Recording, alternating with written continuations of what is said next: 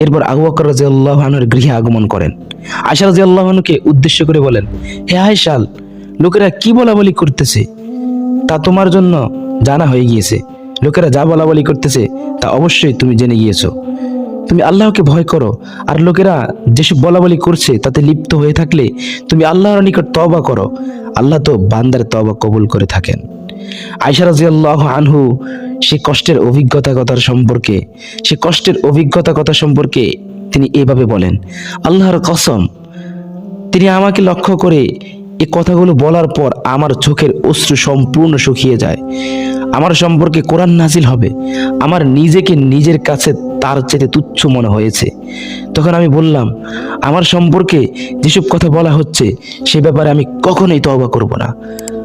আমি যদি তা স্বীকার করি তবে আল্লাহ জানেন আমি নির্দোষ, আর যা ঘটেনি তা স্বীকার করা হয়ে যাবে। আমি